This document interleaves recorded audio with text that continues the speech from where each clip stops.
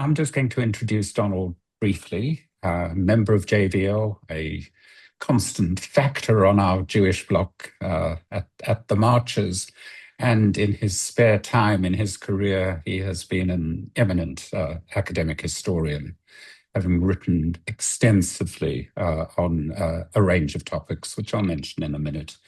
But before that, just to say he was born in Cairo, educated in Paris, Milan, London, and the US, a number of the places about which his history has been concerned. His European history has been his major focus, but also the wider system. Capitalism itself is a system, a book, The Anxious Triumph, another one, Morbid Symptoms, An Anatomy of a World in Crisis, and slightly more specialized books, The Culture of the Europeans, 100 Years of Socialism, the West European Left in the 20th Century, a book on Mona Lisa, on Mussolini and the Rise of Fascism, and recently a glorious book, Revolutions, A New History. Colin Crouch has called it the most important book written about revolutions in years. Laconic, but richly detailed. I believe the laconic is a compliment and not a criticism. Donald, over to you. We're going to talk about the wars of the past. Did they achieve their goals? With perhaps a hint of a suggestion that the wars we're witnessing now may experience similar fates, but let that emerge during the talk. Donald. Yes, the prompt for picking this subject is the idea that in theory, someone who starts a war should have made enough calculation to win it, so that on balance, those who start the war are more likely to win it than those who are the victims of the war. And looking at the main wars of the last 200 years, to see to what extent they fulfilled the initial expectation, it's odd that so many actually ended up with a defeat of the aggressor. So let's start with the wars of the 19th century. Let's start with the Napoleonic Wars, and then we'll have a quick look at the Prussian War, the Crimean War, the Opium Wars in China. The Napoleonic Wars started before, but certainly continued when Napoleon came into power in 1799, and he threatened the invasion of Great Britain, having already conquered quite a large chunk of Europe, and the British retaliated by blockading French ports. The British army was not strong enough to invade France, and the French Navy was not strong enough to stop the British Navy. So the retaliation was Napoleon war to blockade Britain, and then when Spain and Portugal, joined by the British, broke the blockade, he invaded them. That's the Peninsular Wars, 1807, 1808. And these ended up with Napoleon losing. Then he attacked Russia. He invaded Russia in 1812 because the Russians had also decided to break the blockade. As we should know, this lengthy war was a complete disaster for Napoleon. As Montgomery once said, don't invade Russia, it's just too big. And then there is winter. And this is exactly what happened. The extended supply line, the winter. Anyway, he lost 380,000 men, and 100,000 French were captured. The consequences for France were catastrophic. It was the end of the empire. The monarchy was restored, although a constitutional one. Then it was abolished. Then there was a republic. Then there was another period of instability. And then a coup d'etat by Louis Napoleon and a new empire, etc., etc., until the defeat by the Prussians in 1870. So the Napoleonic Wars end in not only disaster, but long-term instability for the French. Let me turn to a successful war, Prussian Wars, initiated by Bismarck. In 1864, he attacks Austria, he attacks Denmark and obtains Schleswig-Holstein. Then he attacks Austria and he obtains control, Bismarck that is, of the southern German states. Then he defeats France in 1870 and he gets Alsace and Lorraine. But these were special, they were not wars, there were wars between two states, but there were wars in order to achieve the objective of German nationalism. In other words, he attacked those states in which, like Denmark, like France, like Austria, where you had a significant minority of German-speaking citizens. He did not take over Austria, Bismarck, and therefore the Deutschland which emerged was Kleine Deutschland, smaller Deutschland, and not the dream of German nationalists, namely Großdeutschland, i.e. all German-speaking countries, including Austria. Then we turn to the Chinese Opium Wars. The Chinese in the 19th century were not interested in trading with the West and refused to import opium. In 1793, George III had sent a diplomat bearing gifts to convince the Chinese to relax barriers to trade. And the letter sent by the emperor, by the Chinese emperor, to the king has remained famous, at least in China. And he says, "Our celestial empire possesses all things in prolific abundance and lacks no product within its own borders. There was therefore no need to import the manufactures of outside barbarians," that's us, "in exchange for our own produce." And this eventually led to the Opium War under the banner of free trade. And the first Opium War was 1839 to 1842, and there were a second Opium War, treaties concluding this war, which was successful, Nanking, Tientsin, the Convention of Beijing, and in the final phase of the Opium Wars, British and French troops under the order of Lord Elgin destroyed the Beijing Summer Palace as well as the gardens and forced the opening of the country. By the way, the Elgin who destroyed the Summer Palace was the worthy son of Lord Elgin, who stole the marbles from Parthenon. So obviously it runs in the family. But anyway, the upshot is that China was required to cede Hong Kong, then the treaty ports. Then there was a long period, nearly 100 years of political instability in China, the Taiping Rebellion, bloody and brutal civil war, and then a Japanese invasion in 1895, the loss of Taiwan to the Japanese, and then the Boxer Rebellion. In other words, the Opium War, which the West won, was the beginning of a century of humiliation for the Chinese, something which is taught in all Chinese schools and ignored in almost all British schools.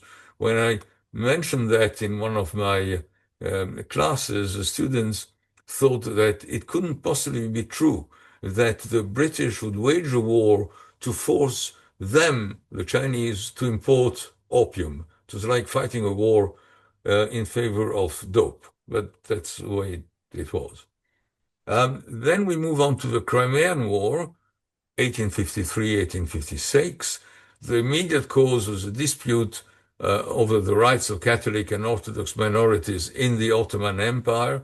The Russian troops occupied some of the European parts of the Ottoman Empire. That's in July 1853, and that's where the Crimean War started.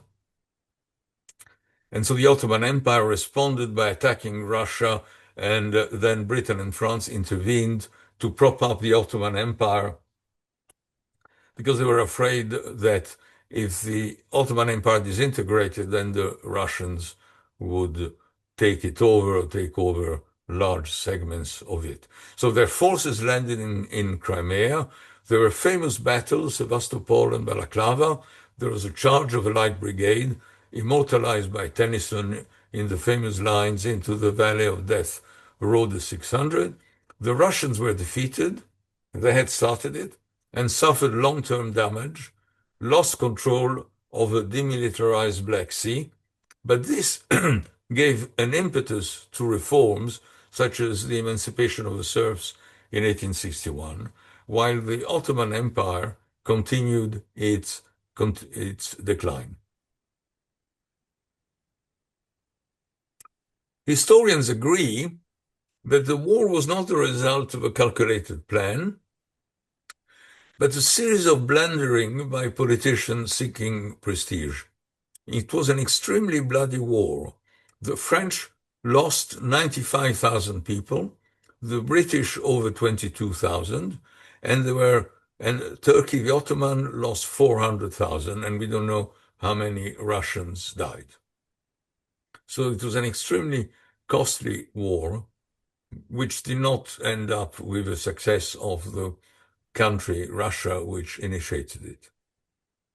Now, if we move to the 20th century, as we all know, the two major wars of the 20th century were far more costly in terms of casualties, but they also led to major regime change. After all, the First World War led to the Soviet Revolution and the end of the Austro-Hungarian and Ottoman Empire, and also it led to the economic decline of the three major European powers, United Kingdom, France, and Germany. This leads to the rise of the United States. So nearly all the participants in the First World War lost. Obviously, the Tsar Empire lost the most because it was destroyed by the revolution, that of March and then that of October, and then the civil war in Russia, which lasted three years. Now, who started the First World War? Historians still argue over the causes of the First World War.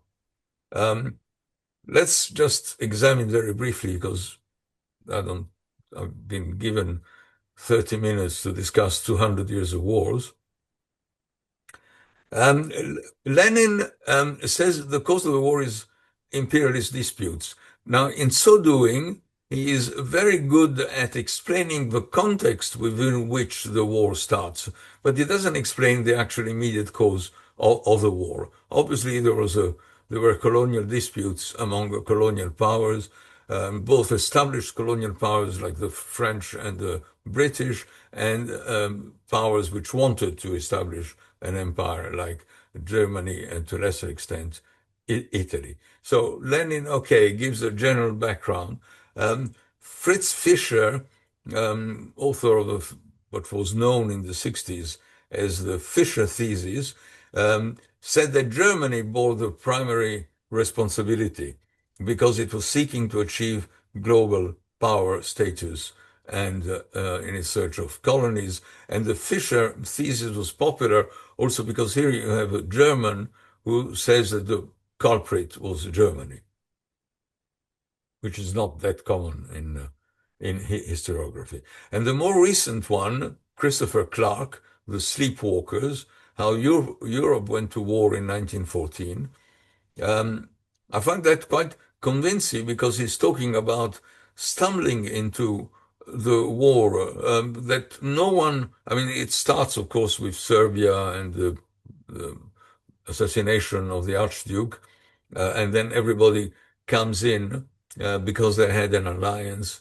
But he says they're like sleepwalkers, watchful but unseeing, haunted by dreams, yet blind to the reality of the horror they were about to bring into the world. And in fact, the two pictures I've used for this talk, one is people in Britain rejoicing at the beginning of a war, and then a few months later having to welcome, so to speak, the wounded and the dead after only a few months of war. On the causes of the war, the Second World War is less controversial because everyone, the French, the British, and then Stalin, tried to appease Hitler. Stalin made a pact, and Chamberlain and the French were into appeasement. But then Hitler attacked Poland and Belgium and France, and then he made the fateful decision to invade the Soviet Union, which was his gravest mistake.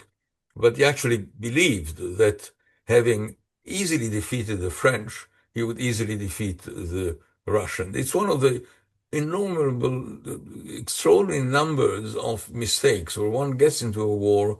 I know some of you will already see the connections with the present, thinking it will be over in 24 hours, and it isn't. In fact, Italy enters the war, that Mussolini enters the war in 1940 on the side of Germany, having hesitated before, but thinking, well, Germany is going to win. They've already conquered the whole of France. Big mistake. Hitler, then the Japanese attack the United States. The United States that kept out of the war, as they had in the First World War. They only came in 1917 when the war was nearly over. So here we are in 1941, December 1941. And the Japanese declare war. They bomb Pearl Harbor. They don't actually, strictly speaking, declare war. And Germany, having a pact with Japan, declares war on the United States. So the United States does not declare war on Germany. They have to bear the brunt, although they don't come in until 1944. The speech by Hitler when he declares war on the United States it seems to be reminiscent of somebody else. I quote Hitler: "Today, I am at the head of the strongest army in the world, the most gigantic air force, and the proud navy. Behind and around me stands the party with which I became great and which has become great through me. Our enemies must not deceive themselves. In the 2,000 years of German history known to us, our people have never been more united than today." Well, we all know how that ended up. He didn't say this was the strongest and most beautiful army in the world. So things have slightly changed. Well, we all know the results. The end of Mussolini, the end of fascism, the end of the Nazi regime, not of Franco in Spain, because he did not enter the war. Then there was expansion of communism in Eastern Europe. Then the division of Germany. So far from our people have never been more united than today. Actually, Germany is divided and remains divided until 1990. And then we also have the Cold War. And by the way, I said that the World War, I should say that really the Second World War started by Japan, not when it attacked the United States. This is a Eurocentric view or a Western-centric view. It started when Japan invaded China in 1937.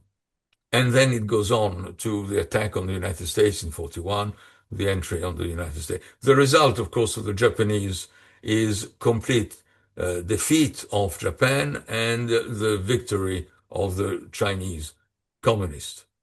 Since 1945, many of the wars have been anti-colonial wars, Algeria, Kenya, or civil wars, mainly in Africa. There are relatively few interstate wars in Africa, but lots, and they continue now, of civil wars. Of course, strictly speaking, an interstate war is between two states, but African states, the boundaries of African states, had been decided by the colonial powers. Anyway, other wars are also a consequence of colonial settlers: Israel, Pakistan, Bangladesh. The Soviet Union actually conducted very few wars. They intervened in Hungary and Czechoslovakia, But its first and only serious invasion was in Afghanistan to defend a friendly regime. And the result was not just a military defeat in Afghanistan, but a major cause of the end of the Soviet Union itself and the end of communism. Then Russia, no longer Soviet Union, invaded Ukraine. We do not know what the objectives were, and it's clear that Putin thought that he would succeed rapidly. He did not, even though Ukraine was already an economic basket case in 2014, the slowest growth in all the post-communist states. Before that, under communism, Ukraine was a relatively prosperous part of the Soviet Union. The decline in the post-communist era was mainly due to mass privatization and the rise of extremely powerful oligarchs. Now, most of the international wars after 1945 were conducted by the United States, often with Western allies contributing symbolically rather than out of convictions. In other words, sending a few troops. These wars, Korea, Vietnam, Iraq, Afghanistan. Let's look at Korea, which in a way is the most important, and it's a very special case. The war starts in 1950. It escalated from a civil war to an international war when in June 1950, President Truman intervened, leading to causing China to enter the war a few months later. So June 1950, the Americans intervene in Korea to stop the communists, obviously, and China enters in October. Well, in that war, in the Korean War, it is estimated that 3 million people were killed, mostly civilians. And as a result of US carpet bombing in the north, virtually all of North Korea's major cities were destroyed. The United States dropped more bombs on Korea than during the entire Pacific War. So this war, which is barely mentioned nowadays, barely recollected, hardly ever taught, not many films about it, is the worst war since 1945. In 1951, the American general in charge, General MacArthur, had told Truman that the Korean War would be short-lived. He said that in 1951. In fact, it lasted another 2 years. It was inconclusive since the borders between North and South have remained roughly the same. Excuse me.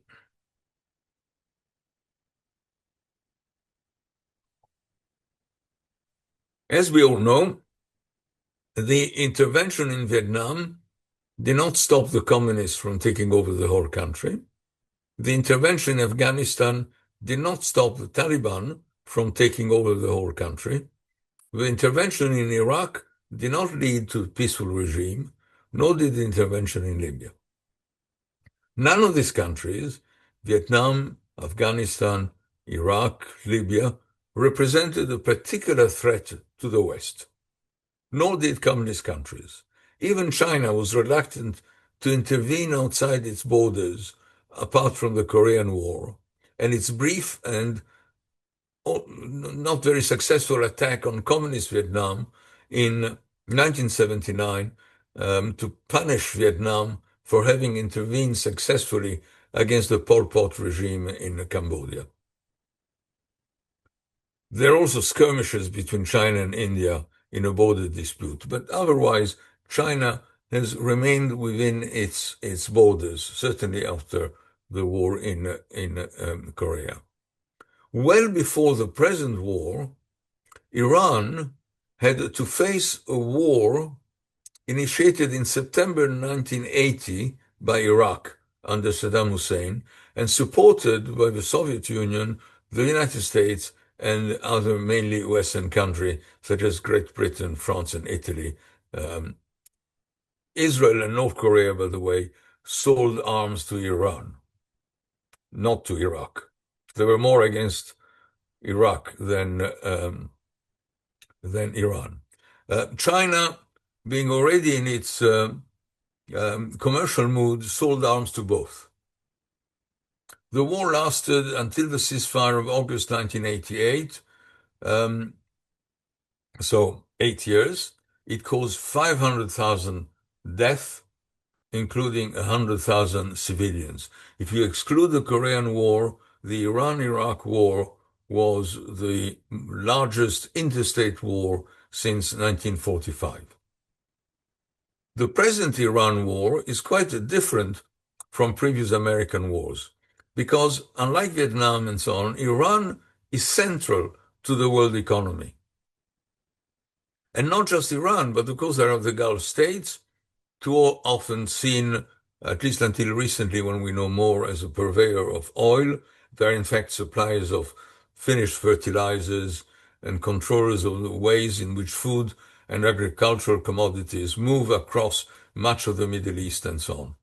The United States under Trump has proved to be an even more unreliable ally than under previous administrations, because the United States did not help the French and the British in Suez, did not help the French in Vietnam until too late, did not help the British over the Falklands, and so it is now a rogue elephant upsetting its allies and pleasing China and Russia. Trump is the first American president to follow Israel in attacking Iran. Previously, even staunch supporters of Israel were reluctant to join Israel in combat.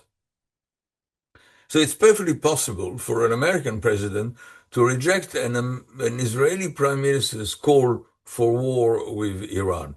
Barack Obama and Joe Biden did just that. President Reagan allowed 21 United Nations resolutions that condemned Israeli actions for the bombing of Lebanon, Iraq, and Tunisia. In August 1982, when Israeli forces advanced beyond southern Lebanon and began shelling the Palestinian Liberation Organization in Beirut, Reagan responded with an angry call to Israeli Prime Minister Begin, demanding a halt to the operation. Israel, since its independence in 1948, has almost exclusively fought alone. The exception was, of course, the Suez Crisis, waged 7 decades ago with Britain and France, two fading colonial powers forced into retreat. American intentions in waging war in Iran are not clear, and I suspect they will not remain clear for a while, partly because the Americans themselves are not quite clear about what is it that they're doing there. Israel's decision to spread the conflict from Gaza to Iran and Lebanon is part of an Israeli strategy, if we can call it a strategy, which is over 50 years old. And presumably, and here I'm guessing, it is based on the conviction that turmoil in the Middle East is preferable to any form of settlement. So Israel's wars is, we're going to go on fighting and fighting. And they even have, by now, well-known expression, mowing the lawn. Okay, that's for Israel. But bombing Iran is more likely, as it's happened, to rally the population around the flag, because as we all know, bombing do not break a regime. Some have argued that Japan surrendered because of Hiroshima and Nagasaki, but more likely because of Soviet intervention in the war, and the people in Tokyo thought, well, we're not going to be able to survive if also the Soviets were advancing towards Kamchatka. Anyway, more Japanese were killed by bombing before Hiroshima and Nagasaki. Bibi entrapped Trump. Bibi wants to destroy Iran, hoping the country would end in chaos, on the basis of a knowledge that only 60% of Iranians are Persians, and the rest belong to other groups, Kurds and so on. Iran is warning the world that it could damage seriously the global economy, something that Korea couldn't do, Vietnam couldn't do, Afghanistan couldn't do. And Iran's response in the present war is quite different than its response in the 12 days war last year, when it did not target Gulf states. So American military fiascos are in tune with the fiascos of the 19th century. And that is, of course, surprising because the states, because the United States was far, far superior militarily speaking to Vietnam, to Afghanistan, to virtually anybody. After all, the American military expenditure is the equivalent of 40% of world expenditure. And for all the talk of a China threat or a Russian threat, one should bear in mind that the United States has military bases throughout Asia. And that should make people think about the use of a perceived Russian threat or Chinese threat to increase defense spending in the West. I think I've done my 30 minutes. So Richard, over to you and the others. Thank you very much, Donald, for a whirlwind tour through some of the horrific wars of the last couple of 100 years and what would appear to be the unpredictable outcomes of them. Let's just put it that way. Plus, of course, you have brought it up to date by bringing in what is on all of our minds, what on earth are the aims of the United States and others in the current conflict. I think at this point, let's throw it open. General discussion. We'll take 2 or 3 questions or comments from people and then come back to you. If at any point you feel you'd like to intervene earlier because you don't want to lose a point or want to come in straight away, you're welcome to do so. Steve Little. I wonder about the issue of proxy wars. I have a student from the Democratic Republic of Congo, and if we're talking about civilian deaths, the deaths in those civil wars in Africa far exceed pretty much everything we've talked about in the post-World War II period. And of course, when I was at school in the 60s, the line was that the scramble from Africa kind of ran out of space, and then the conflict kind of turned inward into the European powers because they had no more space to expand into. So that clearly is separate from what we might have heard from the other 2 approaches. So I'm just wondering about that, those sort of proxy wars that are going on, and we can say Iran-Iraq was very much using Iraq as a buffer against the potential expansion of the Islamic Republic. And of course, being a Shia minority part of Islam, it was probably overstated in the same way that the domino theory that the Americans had in the 50s led to those interventions in Vietnam and elsewhere, Cambodia and so forth. So I'm just wondering about that aspect of the wars that aren't directly between the dominant powers, but are through proxies. Anyone else? If not, I'll kind of throw in a comment or a question, which I suppose is, it's an obviously simplistic question, Donald, but given the historical results of wars, why do people ever engage in them if they so seldom achieve the objectives that the powers who declare these wars, had intended? I mean, you've got the background explanation. You started off talking about Lenin and the imperialist framework and so on. There seems to be a disjuncture between our underlying economic analysis, if you like, or the structural analysis of the situation, and the conjunctural developments of wars within this framework. Is it really as random as all that? One damned thing after another, as some liberal historian described the study of history?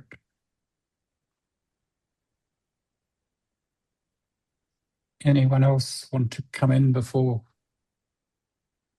Well, let's bring you back, Donald. No,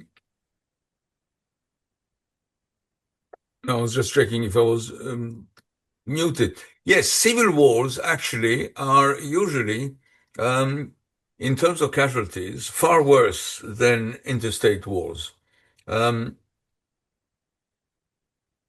that's what explains partly Congo and today the Sudan. Many more people are dying and have died in the Sudan and in Congo than in the wars in the Middle East now, and probably even more than the war waged by Russia having invaded Ukraine. Um, After all, more Americans died in the American Civil War than the sum total of Americans' death in the First and Second World War together. So civil wars are a special breed. They are the worst thing there is. And in the case of the American Civil War, of course, those who started it in a way, the North, also won it, although and slavery was abolished, although discrimination and the consideration of blacks and former enslaved people as a second-class citizen lasted until recently. Let me turn to Richard's question because it's a tricky one. If you don't win them, why on earth do you start them?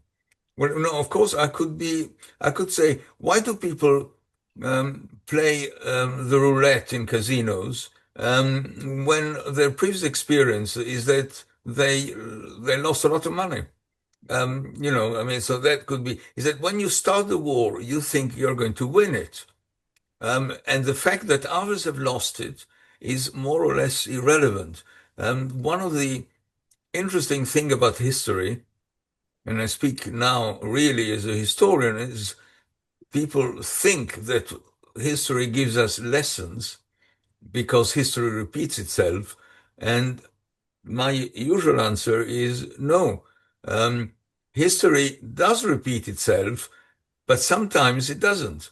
And we never know when it does and when it doesn't. So actually, though it is a fascinating and interesting subject, and it's something we cannot avoid knowing. I mean, every society needs to have a story, maybe even an invented story about the past, but it's got to have it.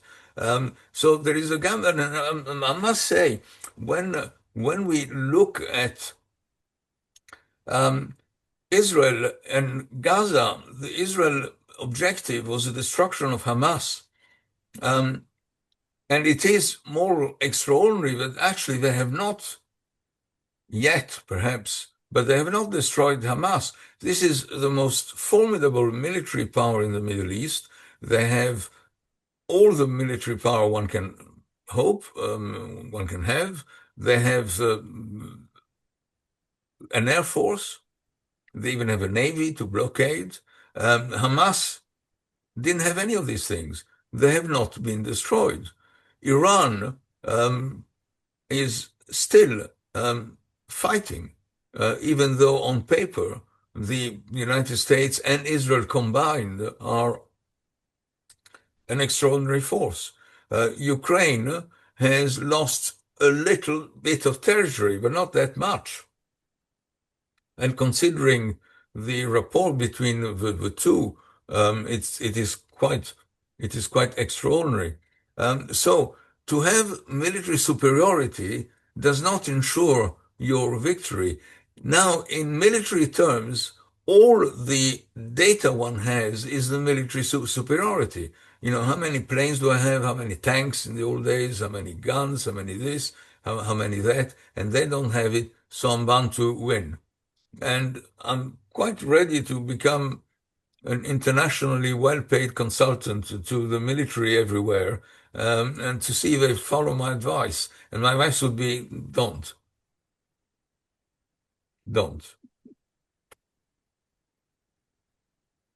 Okay, then thank you. A number of people waiting to make contributions. We'll start with Jonathan. Yes, you've talked, Donald, about countries as if they were people, like they're individuals, they are integrated wholes, And of course, they are themselves complicated results of what they do externally as a result of internal interactions of various kinds, as well as just how they interact with other countries. And the motivation to war has often been thought to have come from, if you like, manufacturing interests. I mean, the merchants of death are supposed to be always looking for a war where they can make profits. U.S. arms manufacturers. I remember, I'm almost old enough to remember, but not quite, that after the First World War, there was a lot of animus in Britain against the people who did well out of the war, the people who made profits out of it. And this internal dynamic that could lead to war, doesn't lead to winning wars, but it could lead to wars, is not something you address. I wondered if you can connect the two levels. Do you want to come back straight away on that, Donald, or hang on to it? Well, yeah. My objective was to examine wars between states. And in that case, of course, a state is seen as a monolith, as a centralized power, because it is a centralized power which decides to go to war. They declare war, and it comes from the former ruler. In most of the cases, there was popular assent or enthusiasm for the war, and because of course, the growing nationalism in the 19th century and its continuing existence in the 20th century. On the other question which you raise, which is the who benefits? Well, yes, obviously, there are people who will benefit. But the people who benefit from the absence of wars as well. So it's not. I mean, it's not a surprise. It's extremely difficult to think of a political change in which no one profits. There'll be those who profit. Manufacturing industry, by the way, their interest is not so much a war, but the threat of a war. So to say we need to spend more on armament, on defense, is certainly in the interest of manufacturing. We see it now.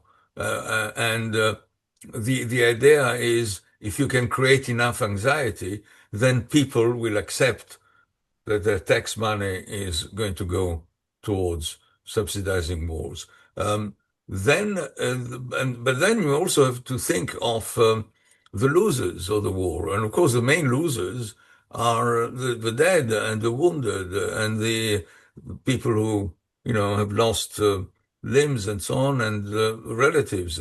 They are the great losers of the war, and that to be. I think they represent also an important lobby. There was, after all, after the First World War, there was a great desire for peace in Europe, and a lobby for peace, which was successful in the creation of the League of Nations and so on. And similarly, after the Second World War, the thing that stopped development of pacifism was the Cold War. The idea that the Russians were going to invade us, that the Soviet Union wanted to take us over, as they had done in much of Eastern Europe. Thanks. Patrick, could you unmute? No, you're muted. Sorry, yes, thank you, Chair. Excuse me. Yes, interesting, fascinating talk, Professor. Just wanted to take one or two of the instances you mentioned. I mean, would it be possible to separate, I mean, some of the wars seem as though from a purely military point of view, possibly they have been successful for the aggressor. Sorry, I can't hear you. Can you hear me now? Yeah, yes, but right. Sorry, I'm just speak a little slower, Patrick. I don't know why the sound is problematic. Yeah, thank you. I'm wondering, Professor, if some of the wars you mentioned could be seen in purely military terms as successes for the aggressor. Now, I'm thinking of, say, the Austro-Prussian War, the Franco-Prussian War, which seemed to get Prussia and the emerging Germany what it wanted. And I'm wondering if possibly even the Six-Day War. when Israel comes in, it occupies the territories, and sadly, for a lot of us, it still has those territories. And obviously, the terrible effects it's had, more and more people hate the state of Israel and hate what Israel's doing. And obviously, it's had that effect, but Israel doesn't seem to care about particularly. But just on those three wars, you might say, unfortunately, they seem to have been, if you like, on the surface, successes for the aggressor. I just wonder if you'd like to give an opinion on that. Thank you. Yeah, I just have a Okay. quick answer. Well, when I discussed the Prussian wars, I, of course, said they were successful. Bismarck defeated Denmark and got Schleswig-Holstein. He then defeated Austria and obtained control on the southern German states, and then defeated France and obtained control of Alsace-Lorraine. The aggressor was correct, as it were, from in terms of the calculations he had. These were special wars because they could be seen, if it weren't for the figure of Bismarck, as wars of national liberation. In other words, wars for the construction of a nation which had been divided until now. As for the 6 Days War, nearly all the wars waged by Israel, have been successful. But I mean, that's where I suggested that possibly the Israeli strategy is that of having wars, continuous wars. So there is not one war in which once they win, they're okay. Victory should have been or would have been the recognition by all the Arab countries of Israel, which is something which was been nearly achieved, as well as the end of the conflict with the Palestinian, either by having a one state or two states or a federation, anything like that. So the Israeli wars have not finished now. And, inshallah, we hope that, but I mean, I'm pessimist about that, by the way. Thank you. Diana, could you unmute? Yeah, I'm concerned about something to do with wars, namely, when we talk about wars in the past or even up to the Second World War, they were wars between armies. The wars now seem to take place. Civilians are now the targets ever more, and the war that's going on now literally seems to be a war on civilians. And somehow something significant seems to me to have changed. I don't know what your perspective on that is. Should we take another question, Donald? Yeah. Yeah. Agnes, would you unmute? And if you could take your hand down, Diana. Am I unmuted? Yes, you are. Oh, wonderful. So, Professor, you said that Israel Israel is permanently at war, as you explained, but that the recent war in Gaza was against Gaza. Oh, sorry, against Hamas. That's what you said. Would you consider another interpretation, which would be that, in fact, although Israel kept saying that they want to defeat Hamas, and that's why they're doing what they're doing, but actually it has nothing to do with it. They want to achieve the greater Israel.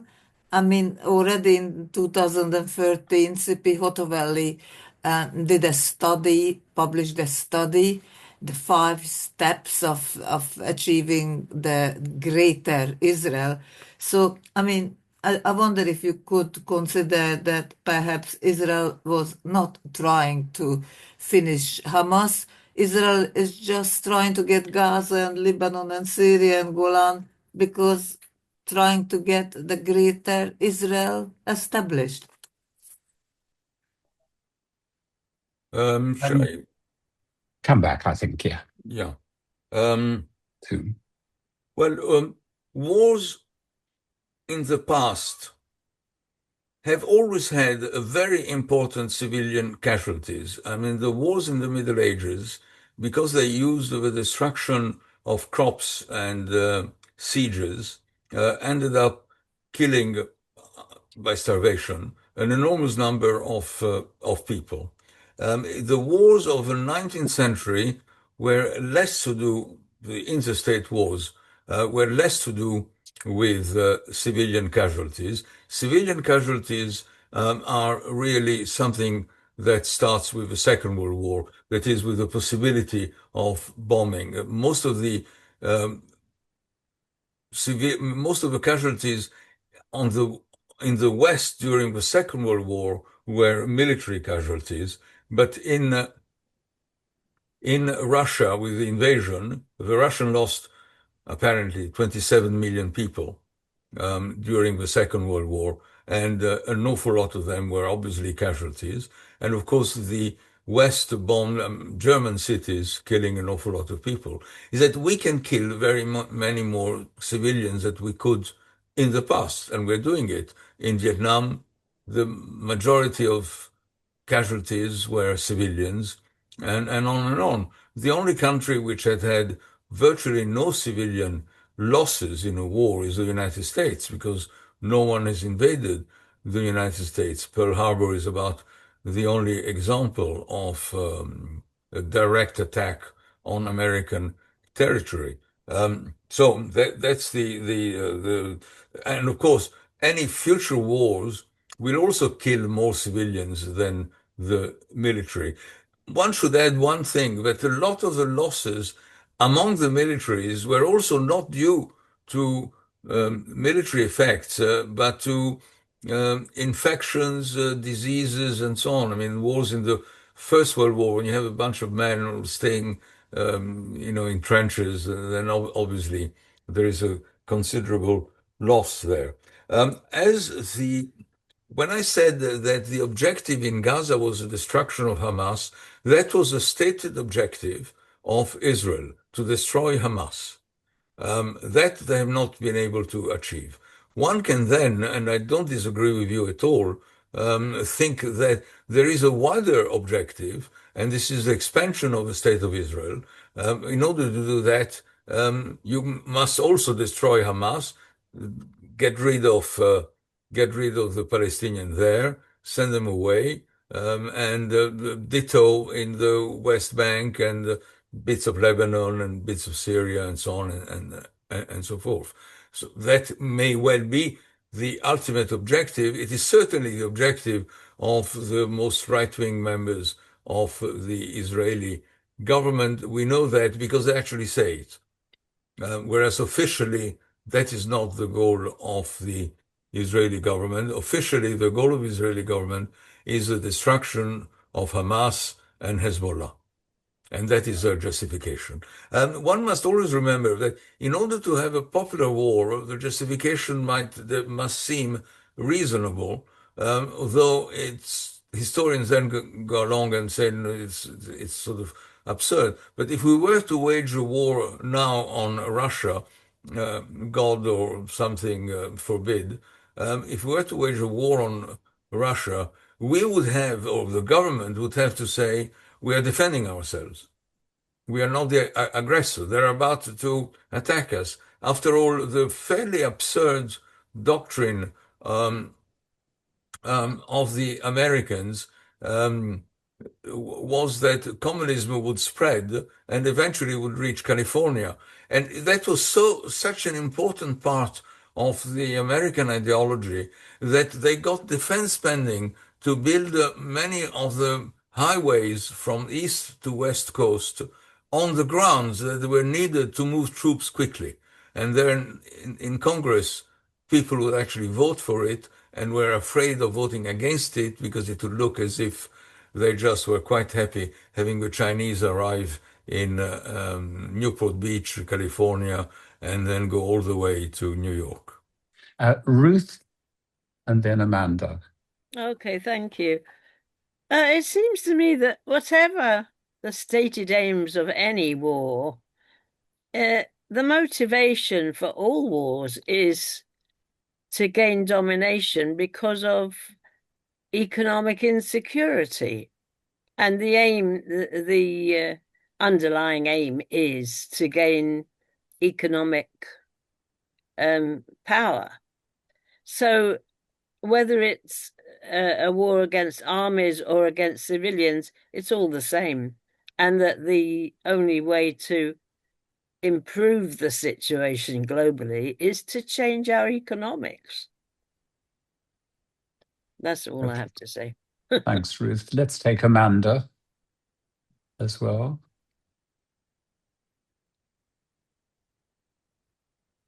Can you unmute?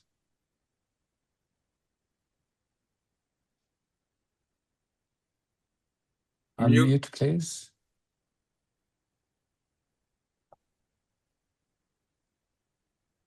No. While you're trying to unmute, let us. Oh, there we are. Now. Okay. Yeah, Yeah. 2 points. It's not Amanda. Hi. No, it's Anthony. One point is that Twin Towers, after all, was a civil destruction in America, and it had quite large consequences. So it's not true to say that America has never suffered bombing, etc. The other point I was going to ask you about is it not right to think of the First World War and the Second World War as just one world war? It just happened to have a few years in between because the causes were much the same.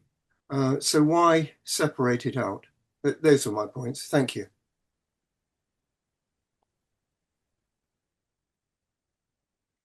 Right. Okay. Well, there is an economic dimension, obviously, to all wars. You need funding and all the rest of it.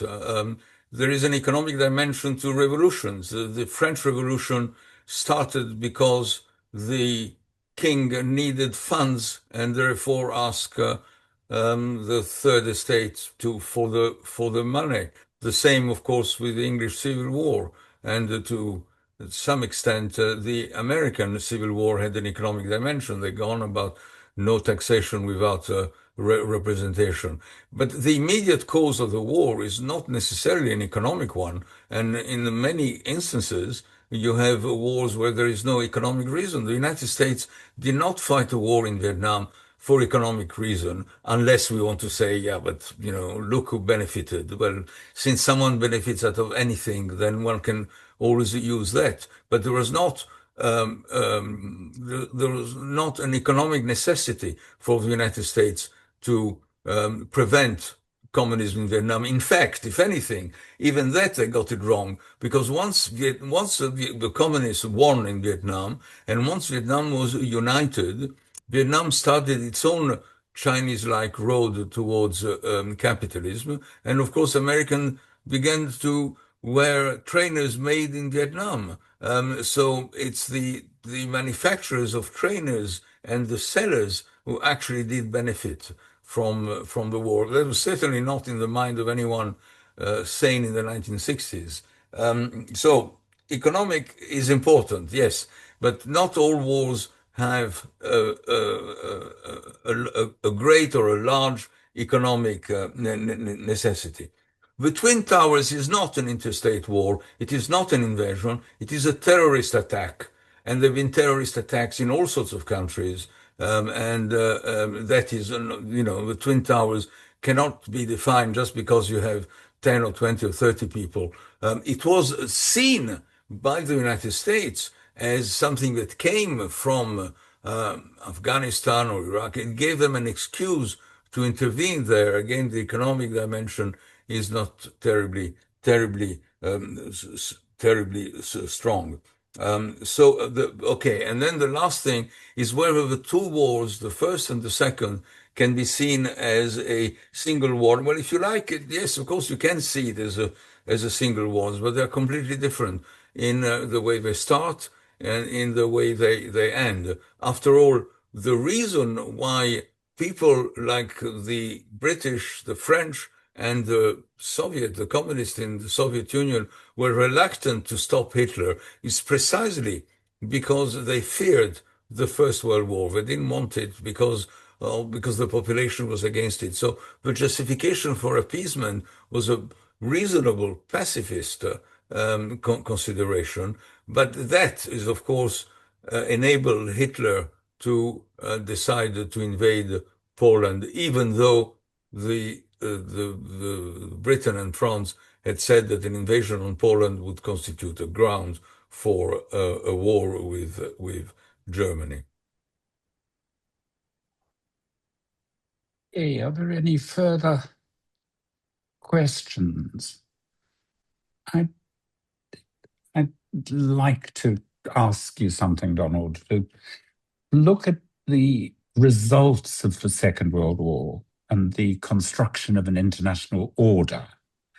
To what extent do you think that international legal order, the Charter of Human Rights, the United Nations itself, the Genocide Convention, the Fourth Geneva Convention, all of those things, to what extent do you think they changed the balance of power in the period until recently? And do you think that the utility in whatever they might have achieved is now under serious threat? Well, it depends what sort of what were the hopes in all these things, because the United Nations has achieved things, and the various conventions, the human rights and so on, have achieved things, but not on the mega thing. They haven't stopped the big wars, but they did stop some small wars, some conflicts. They helped to resolve some things. So if we are not too ambitious about these conventions, then it was better than nothing. But of course, for a convention to work, it's like a contract. Both parties must accept it.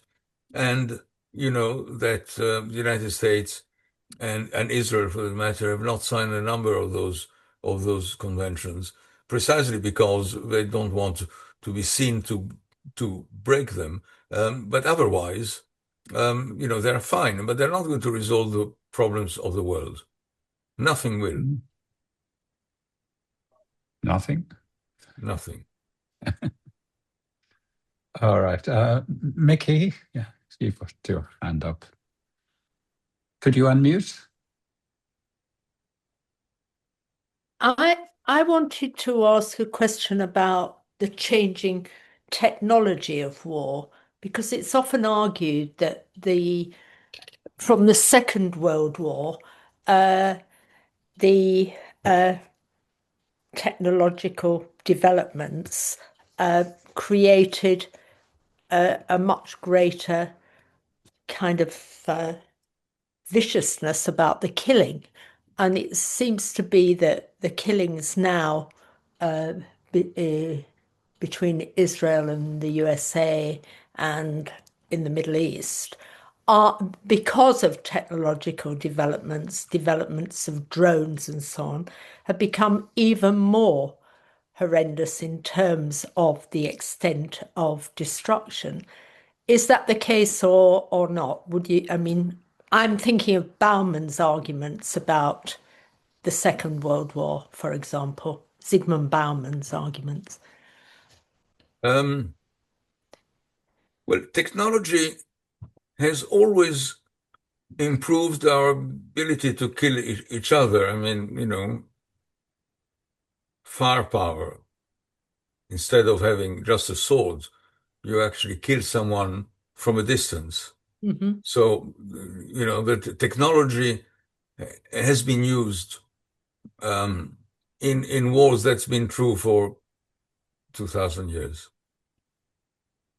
But changes, like all other changes, have been exponential, have been much, much faster and much, much harder. If you think the first flight was at the beginning of the 20th century, by 1911, the Italians already used an airplane to bomb in Libya. And then they started being used, of course, in the First World War, and then systematically in the Second World War. And then, as I pointed out, more bombs were dropped on Korea than on Japan. This is just a few years later. So it gets worse and worse. And of course, Yes. with nuclear weapons, I mean, it has only been used, well, Hiroshima and Nagasaki, atomic weapons, but nuclear weapons could easily destroy an enormous amount of people and towns and cities. I have some sympathy for those in Iran who want to have a nuclear weapon, because if you live next to Israel, or almost next to Israel, which has nuclear weapons, you should be really afraid that one day they might use it. And if you have a nuclear weapon, you might prevent, you might scare them from using it. So nuclear weapons would destroy whole civilizations. But even without nuclear weapons, and of course, as you've seen recently, the escalation, tanks are not terribly important now. Planes were terribly important, but now drones are very important. Making drones is what has enabled Ukraine to withstand quite a bit of the invasion by Russia. But interestingly, drones are much lower technology than Exactly. Yes. some of the Yes. other things that have been developed. What has not been done is chemical warfare. I mean, it was started in the First World War, and then it was banned, and it was not really used much except in Vietnam by the Americans. But that could be used as well, and that would be, of course, massive in terms of casualties, civilian casualties. I think let's move on to another question. Patrick, you want to come back? Thank you, Chair. Yeah, just on that last point, I quite agree, Professor. There seems something slightly odd about the only country that has ever used nuclear weapons to kill people, saying to other countries they mustn't have them. I think Barack Obama made brief reference to that when he became president. None of the other presidents have done.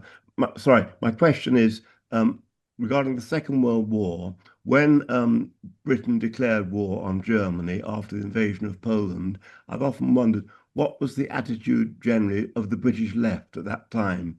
Of the British? There'd been an anti-war feeling, understandably, but I just wondered. Sorry, what was the attitude of the British left? The left. The British left. In 1939, when Britain declared war on Germany. Well, if by British left you mean the Labour Party, because the Labour Party joined the coalition. And left, well, generally left. If it is the Communist Party, then the Communist Party, aware that there was a pact between Stalin and Hitler, at first, like communist parties in the rest of Europe, were very reluctant to approve of the war. Yeah. By the time when Hitler attacked the Soviet Union, then everything changed. It was of very little importance in Britain because the strength of the British Communist Party was minute. But it was quite important in France. The resistance had not started. But because Germany had invaded France, the French Communist Party could call for a struggle against the invader because they were invaders.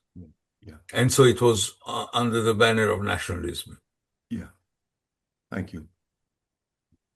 Thanks. Any further questions or comments? I mean, anyone else want to come in? Oh, sorry. Amanda. Yeah. Can Yes. I just say it is somewhat paradoxical that the two worst weapons that Donald has mentioned, poison gas, invented largely by Fritz Haber, whose wife was so disgusted by this that she committed suicide. And that later on became Zyklon B, which was used by the Nazis against the Jews.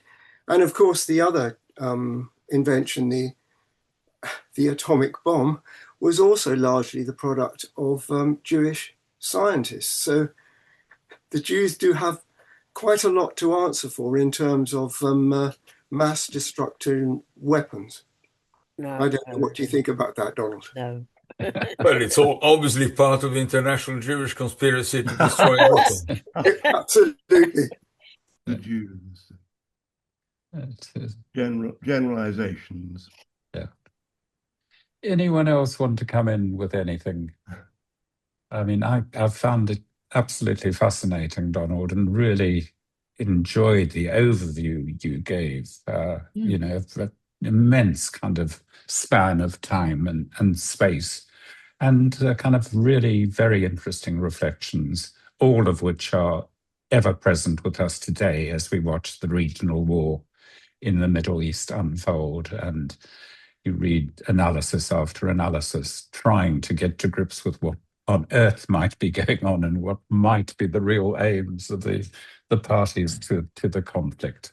Only Netanyahu seemed to be clear, and I think I'm personally in total agreement with yours, that they want endless wars because that is the only way they can survive. There is no regional settlement that will make sense to them because there will always be a regional competitor, whether Turkey or Iran or Saudi Arabia or someone, you know, and best to have them all on edge and wary of Israel's unpredictability, to which Trump adds an enormous cachet because he's even less predictable than Netanyahu might be.